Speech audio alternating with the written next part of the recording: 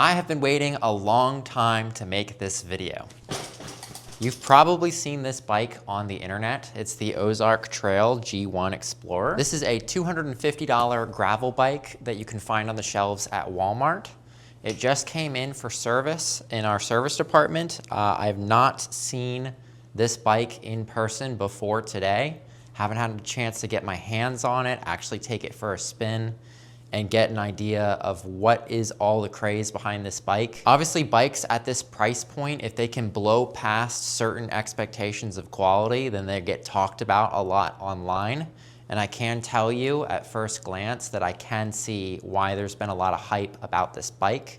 So without further ado, I'm gonna get into my official review now that I've actually tuned one of these up and taken it for a spin. So, first and foremost, I would like to congratulate Walmart for not making a bike that gives me a hernia when I pick it up off the ground. That is the first thing that I noticed about this thing. I'm very impressed with the weight. Typically, Walmart bikes are real hefty to get up into the stand. This one, I'm not gonna say this is a Tour de France lightweight racing bike, but it really is not bad. It's probably on par with basically all the hybrids that I work on from the early 2000s, the Treks, the Giants, the Specialized. They really did not pack the lead into this frame, and that really bled into how it rides as well.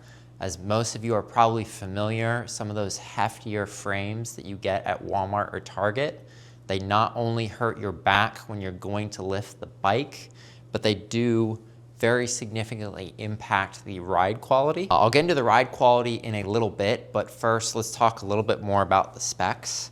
So on the spec side, that's where you would expect where there's gonna be a lot of cost savings. I will say that at $250, I'm still honestly scratching my head at how this was put together. It has a pretty high quality tire on it, pretty responsive, pretty plush. It does have a 2x7 drivetrain. I will say that it's about on par with what you'd see in a lot of Walmart's other models. However, most of their other models are more like 350, 400, 450. So to keep that same level of quality on a $250 bike is definitely interesting.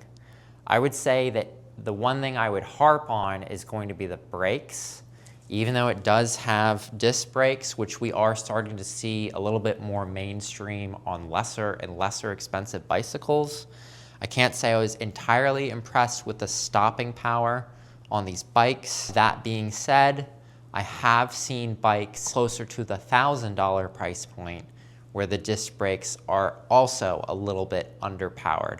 So I'm not gonna attack it too viciously on the brakes not being like perfect high-end hydraulic systems. They're just a little bit underpowered. We have a decent hill out our front door here, and at first ride, it was pretty quick for me to notice that if I wanna bring this thing to a stop, I better be squeezing both the front and the rear, because to squeeze one on its own is not gonna give you the stopping power to stop on a dime. Next thing I'd like to get into is I do appreciate the little flare out that it has in the handlebars. It's definitely the style that's taking over with a lot of drop handlebar gravel bikes. I prefer it. I like the feeling of the bottom just being a little bit flared out. I don't feel like I'm tucked in kind of awkwardly in those times when I am using the drops. Another feature I really like about this bike that I feel like the surly crowd would be a fan of is they do put all the little extra braze-ons on the frame. So you are gonna be able to get bottle cages and bags in areas that you wouldn't maybe be able to on a lot of other models. It even, I'm checking right now, has the bottle cage mount on the underside of the frame. As someone who does multi-day trips, I really appreciate features like this. And I would go as far as to say that just between the handling of this bike and all the extra features that it does have on the frame, it's not too heavy. It has not high-end components, but not absolute bottom of the barrel crap either. You could do a multi-day trip on this, like the C&O Canal or the Gap. However, so I've been talking this bike up with a lot of the pros. Let me get into some of the cons that I see with this bike. First of which, I'm gonna say that over time, I have learned that it's generally a good practice to buy stuff that's going to have longevity behind it versus buying stuff strictly based on price point.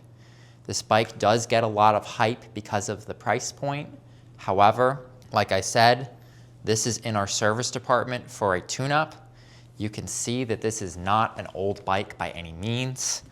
One of the issues that I consistently have with Walmart and Target is even though the build quality of their bikes may be getting impressive for the low price point, you still don't have that skilled mechanic that's actually doing the assembly. And so, as I saw with this bike that came in, this was one of those tune-ups where I had to go over everything with an absolute fine-tooth comb, because anything that could be maladjusted or loose was maladjusted or loose. And that just comes down to how it was built. I don't know if they build these on site at Walmarts nationwide or if they come pre-built, but I consistently see this with department store bikes where I can't knock it as hard for the quality of the product itself as I would knock it for the assembly and tuning. Everybody knows about the famous examples of backwards forks, pedals that aren't even screwed on, or brakes that are wildly mismatched from each other. While this one did not have a backwards front fork, it did have the rest of that myriad of problems. And I would go even as far as to say that the bike was not safe to ride, let alone being enjoyable. So with that, there comes an issue in this being a technically $250 bike, because once you get it tuned at a professional shop, right off the bat, even though it's a new bike, you're looking at $100 to maybe up to $150 service order. That in effect just made this a $350 to $400 bike, which is putting you into that range where even though you may still be beating out on the low end prices for a new Trek, Giant, or Specialized, you're not really beating the used market. And you're also looking at a scenario where even though this got tuned up, I have a funny feeling this will be something that really needs a full tune-up at least once a year. Whereas with the Trek, Giant, or Specialized bike, as long as they're taken care of, you can usually stretch those tune-ups out to 2 or 3 years.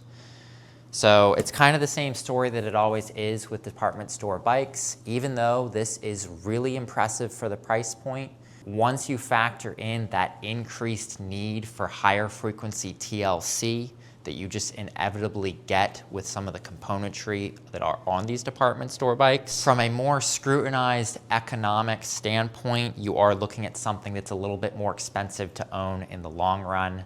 Maybe you saved the bucks on day one, but if you look at it as a lifelong investment, I would argue that you could still do a lot better getting a used Trek, Giant, or Specialized in the $400 to $600 price point, even if you went the route of getting something maybe lesser expensive on Craigslist or Facebook Marketplace, and then still carting it down to your local bike shop for a tune-up. You may have something that's even lighter still, even better handling still, and even better brakes and componentry at about the same price point. So overall, am I impressed with this bike? Yes, but would I necessarily recommend it? Maybe not. And I'm always gonna get hate in the comments because I know that there's a lot of love out there for the Ozark brand. I think Walmart's heading in the right direction, but the place where they drop the ball consistently is just in the assembly. I get it, they're not gonna have trained mechanics in all the Walmarts across the country. They probably have bigger fish to fry as a retailer. But on the bike side of things, although they're making improvements with bikes like this, they're still not quite there where they economically beat out some of the other options. They may be getting more and more impressive with the price point up front, but just keep in mind, you gotta look at the longevity of these things. Bikes are not a one-time purchase. They are something that requires service ongoing. So just keep that in mind and try not to get too googly-eyed over the price. That's my honest review of the Ozark Trail G1 Explorer. If you're interested in diving deeper into some of the other concepts throughout this channel, I talk more primarily about how to run a bike shop and a lot of the economics behind the scenes. you can check out some of the links below.